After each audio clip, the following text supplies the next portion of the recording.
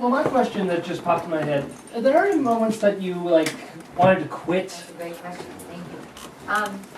When I was, this is very recently, there have been many times in my career where I tough sometimes, we're like, what the hell, I can't get an agent, I have 4 movies coming out, and no one will represent me, what the hell? Some of it makes no sense, right, in our business, right? There was a period of time where, okay, this was more recent, when I was getting to be 50, I was like 49, I'm 54, right?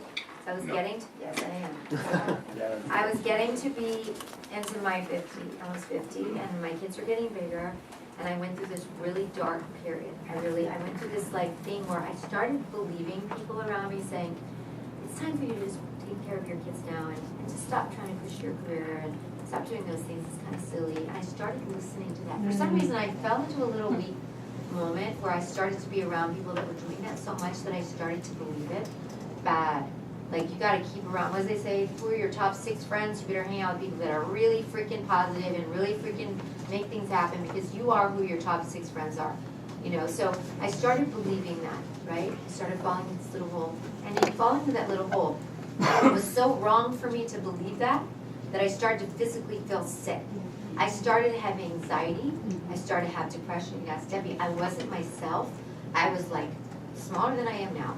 And I was just like, I didn't know what anxiety was. It's like, what the hell is anxiety? This is the weirdest thing I've ever felt in my life. I feel like my nerve endings are on fire. This lady asked me at a barbecue, would you sing on my show, Balcony TPLA? And I was at some show where you sang on the internet. I said, sure. I opted in. I said, yes. Then she asked me if I'd host it. And I said, yes. You know. And then she called me one day and said, I hope you're not mad at me, E.G., but I got you an audition for The Voice. And I was like, there's no way. They're not going to put me on that show. I'm already known. People know me, and I'm too old for that show. And she's like, well, you have an audition, and I would really love for you to go. And I was like so honored that this stranger, this woman that I'd worked with a few times, got me an audition because she believed in me. I went to that audition, and the next thing you know, I'm standing on that stage, and I'm looking at the back of Blake Shelton, Adam McPhee, Christina Aguilera, and CeeLo, and then chairs were turning, and I was like, what the hell did this happen? This happened because of that shift in my belief and kept doing all that I do. Hey, E.G., just because you're such a success and a great example for your fans and your children, have your daughters ever wanted to pursue a career in voiceover themselves? And you don't necessarily know what they're going to open up to be, but they are that already. And so I believe you just got to water them, and then they're going to open up these beautiful flowers. And my kids just happen to be amazingly talented. I just want to say, as you've been speaking, as the whole what you described, what you've been through and everything, Yeah. I still have Tommy Pickles quotes going off in my Yeah. head. Yeah. I have not watched that show in like 20 years, yet I still remember each and every baby's gotta do line. it, baby's gotta do. People, most people at studios, people started having their own booths at home years ago.